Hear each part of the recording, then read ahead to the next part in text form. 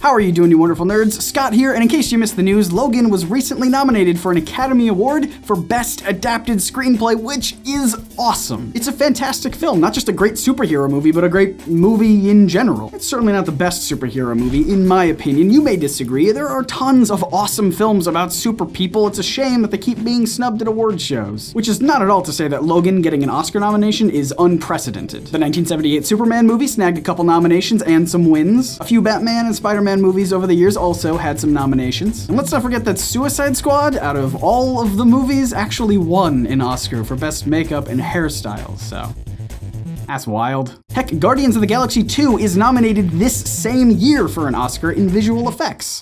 And that's kind of a theme, actually. If superhero movies do get a nomination, it's usually for something technical, like makeup or sound design, or the most common, visual effects. And that's honestly great. It's because of all of these things that we get these awesome modern-day superhero movies. So don't think that I'm putting down any of these categories. I went to college to become a visual effects artist, so stuff's important. But in the world of live-action superhero movies, I can only think of one other film of that kind that won for something that wasn't technical. Heath Ledger's portrayal of the Joker in The Dark Knight. What makes the Logan nomination so exciting and newsworthy is that it's the first comic book superhero movie that I'm aware of that's getting recognition for its story.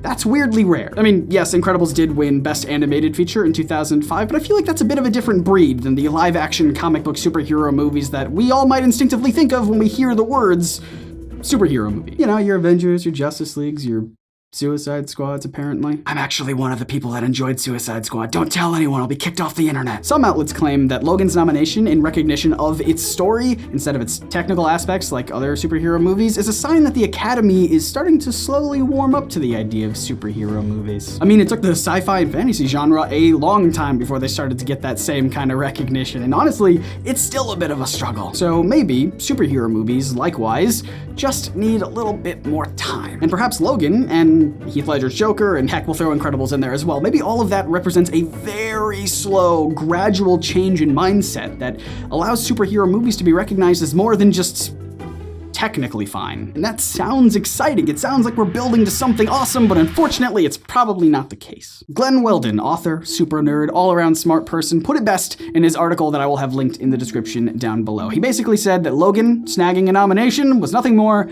than a glitch. Which is not to downplay Logan as a movie at all. It's a great film, and a big reason is because it felt and was different than a lot of superhero movies. Instead of telling a story of mass destruction and world-ending threats where the sun shines down onto the rubble of the battlefield where our snarky heroes stand victorious, Logan aimed to deliberately contrast that and say, no, this is what actually happens at the end of the day. This is what happens when you get blood on your hands. You don't just get to go eat shawarma. In this way, Logan attempted to transform the genre to provide a deeper and more meaningful story, and one with a clear, unambiguous ending. I mean, think about it. Having a constant onslaught of movies and sequels that all take place in the same universe is incredible to us fans, but probably not the average moviegoer who might find it exhausting and unsatisfying. There's never really the end.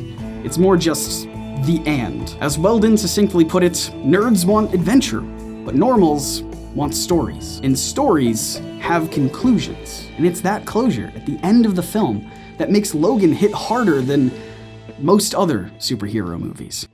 I'm not crying, you're crying. So I guess my point is that I'm not really gonna hold my breath for other serialized superhero movies to grab Oscar nominations that don't involve technical aspects. And heck, I'm not even sure if Logan is actually gonna win this. I am, however, curious to see how Avengers Infinity War will play out, as that's been teased to be the end of certain characters and storylines within the MCU. While the rest of the Marvel Cinematic Universe would continue on undoubtedly forever until the end of time, having some kind of definitive ending for the characters that we've grown to know and love over the years that'd be nice.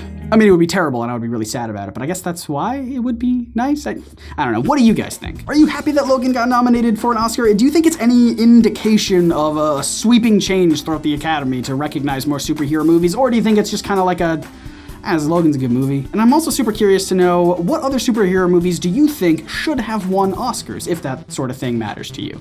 Let me know your thoughts in the comments. And hey, if you're new to the channel, we make videos about superheroes and comic books every single week. Make sure to hit that big sexy subscribe button down below so you never miss an upload. And you can also tap the bell icon to join the notification squad, where we can chat in the comments immediately once a video goes live. As always, I want to give a huge thanks to our patrons, especially Christopher Lang, Keaton Lampert, Elizabeth Monsell, Everett Parrott, and the rest of the wonderful nerds who keep this show going over at patreon.com/NerdSync. Link in the description. If you want to watch more NerdSync, click or tap right here to see my argument about why I think superhero is its own distinct movie genre. Or you can tap right down here for something YouTube's mysterious algorithm thinks you'll enjoy. Let's put it to the test, see how well it does. Thank you for watching. My name is Scott, reminding you to read between the panels and grow smarter through comics. See ya.